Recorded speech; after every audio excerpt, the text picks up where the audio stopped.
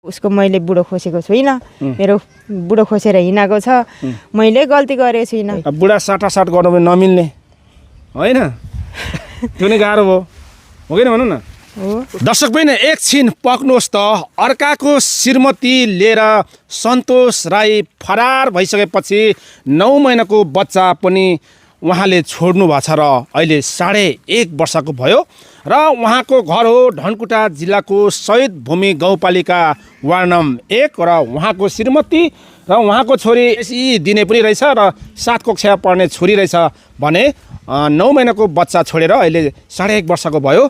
1 वर्षभन्दा माथि भयो सन्तोष राई अहिलेसम्म घरै फर्केन, अर्काको श्रीमतीसँग सँगै रङ्गेली गर्दै बसेको छ भनेर उहाँको श्रीमतीले आरोप लागेको छ।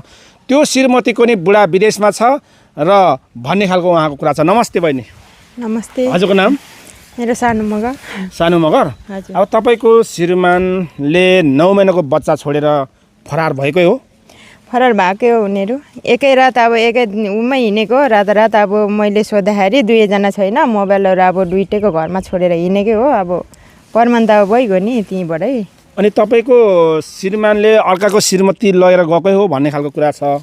अब गएको नै होला नि, अब त्यो त अब के भन्नु त। अब मैले अब गएको र त अहिलेसम्म अब 1 वर्ष भइसक्यो, अब कन्ट्याक्ट बिन भएर बसेको। अनि किन 1 वर्ष अगाडि चाहिँ किन नखोजेको तपाईँले? अब यस्तो भयो नि त, अब आउँछ छोरीहरू छ, सम्झिन्छ होला, अब आएर जे भए पनि कन्ट्याक्ट गर्छ होला, घर सम्झिन्छ होला, मैले चाहिँ भनेर अब सोचेँ। अब एक त अब नानी पनि मानेन, बाबा हो जसरी भए पनि अब कन्ट्याक्ट गर्छ होला, कन्ट्याक्टमा रहन्छ होला भनौँ। अब नरहेपछि अब मैले हाम्रो नि इज्जत जान्छ, बाबाको सबैको इज्जत जान्छ, अब मिडियामा दुनियाँले देख्छ भनेर छोरीले भन्यो होला। हजुर त्यही भनौँ छोरीले। हजुर।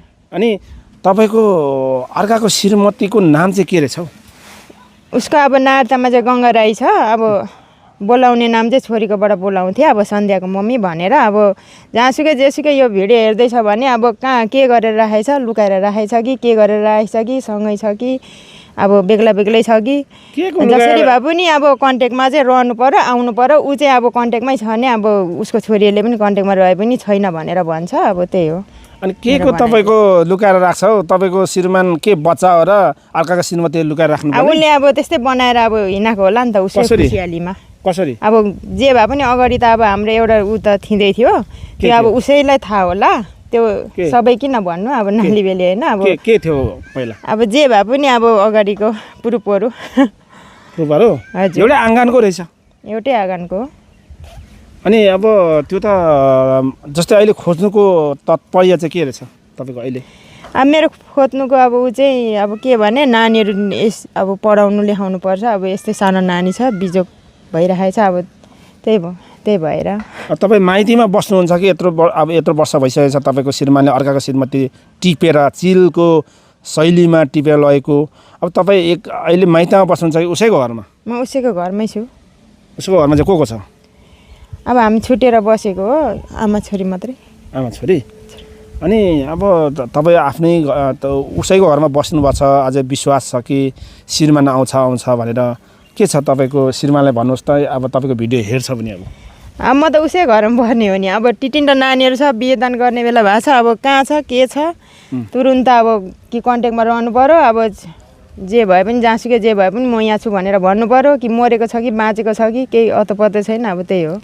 अब तपाईँको श्रीमानले माया गरेको भए हेर्नु है, 9 महिनाको बच्चा छोडेर जानु होइन, माइ मार्नु, यतिसम्म फोन स्विच अफ गरेर एकदम होइन, यो खालको निर्दय दबाई बन्नु भनेको त यो चान्चुने कुरो होइन। केही बाजु पो भयो कि तपाईँको नि गल्ती छ कि? छैन मेरो त्यस्तो केही, मैले हामीमा केही भएको छैन। अब सल्लाहले नै म धनकुटा गइरहेको बेलामा अब ऊ त्यसरी हिँडेको छ। अब घरमा त त्यस्तो झगडा केही भएको थिएन। झगडा केही भएको थिएन? छैन। छोरीहरू चाहिँ कतिजना छ अरे? छोरीहरू जम्मा 3 जना। त्यो 9 महिनाको बच्चासँग 3 जना? हजुर। ए अब अरू गाउँघरले चाहिँ के भन्छ सन्तोष राईको बारेमा? अरू गाउँघरले चाहिँ अब जे भए पनि सन्तोष आउँछ। अब अहिलेसम्म कसैले देखेको छैन, के गरेको छैन। अब हुन त सँगै नै हराएको छ, अब सँगै गएको छ, अब लिएरै गएको नै त होला भन्ने अब सबै शङ्का त त्यही छ नि। अब तपाईँले त सौता पो भ्याइदिने कि जस्तो पो देखियो त तपाईँको सङ्केत अनुसार। अब सौता भिड्नु आउँछ भने पनि भनिहालेँ त मैले। अब कसरी मसँग आएर बस्छ मैले अगाडि पनि त्यसलाई सम्झाएकै हो अब उसको मैले बुढो खोसेको छुइनँ मेरो बुढो खोसेर हिँडाएको छ मैले गल्ती गरेको छुइनँ कुन उसले र कुन उमा अब मसँग आएर झुक्छ त्यही हो।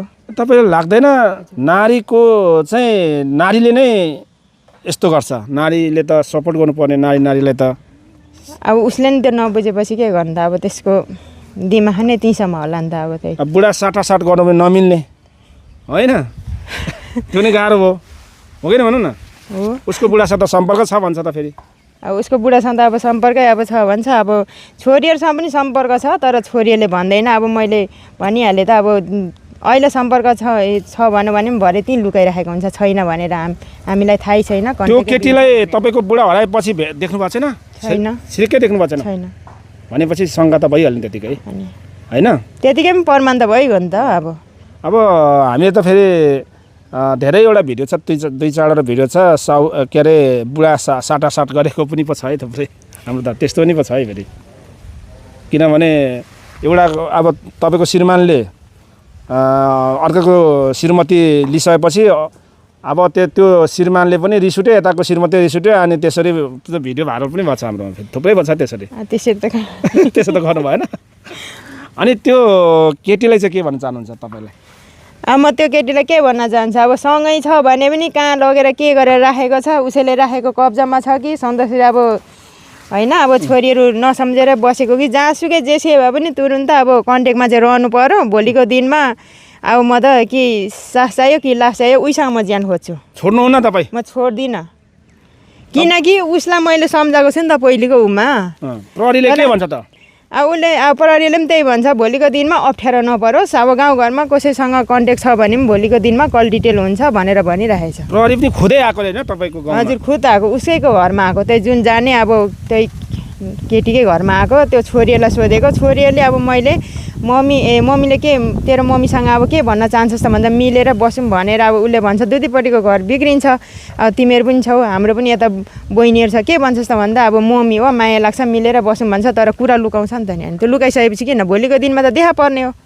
दर्शक बहिनी यो भिडियो सेयर गरिदिनु होला सर्टकटमा र यो मेरो पेज कहाँ कहाँदेखि हेर्नुहुन्छ सञ्जाल कुन कुन देशदेखि हेर्दै हुन्छ कुन कुन जिल्लादेखि तल कमेन्ट गर्नुहोस् फलो गर्नुहोस् उहाँको लागि पनि एउटा सेयर गर्नुहोस्। यो सन्तोष राईको फोटो राखेको छौँ उहाँलाई देख्नुभयो भने जहीँ देख्नुभयो हामीलाई यही भिडियोको स्क्रिनमा फोन नम्बर छ फोन नम्बर टिपेर तपाईँले खोजेको सन्तोष राई यहाँ छ है भनेर भन्नुभयो भने हामी पक्कै रङ्गे पनि पक्रिन सक्छौँ नत्र भने यो भिडियो हेरेर सन्तोष राई तुरुन्तै सम्पर्कमा आउनु पर्यो नत्र भने भोलि तपाईँ भागेर चाहिँ समस्याको समाधान हुँदैन त्यस कारणले चाहिँ आउनै पर्यो होइन त? हजुर कि अब ल्याएर डिभोर्स गर्ने कि मिलेर बस्ने कि कस्तो छ? अब डिभोर्स गर्ने नगर्ने त अब होला नि त नि तिनवटा छोरीहरूको अधिकार दिनु पर्यो आइसकेपछि थाहा हुन्छ कन्ट्याक्टमा रहनु पर्यो आउनु पर्यो कि जहाँसुकै जेसुकै भए पनि म यहाँ छु भन्नु पर्यो त्यही हो। अनि बुढेसकालमा चाहिँ के चाहिँ भएको हो तपाईँको श्रीमानलाई जोबानी भए पो? अब बुढेसकालमा अब पैसा आएको होला नि 40 पैसा 40 पैसा आएर छु होइन? हजुर ल यति नै गरौँ ल हुन्छ हुन्छ।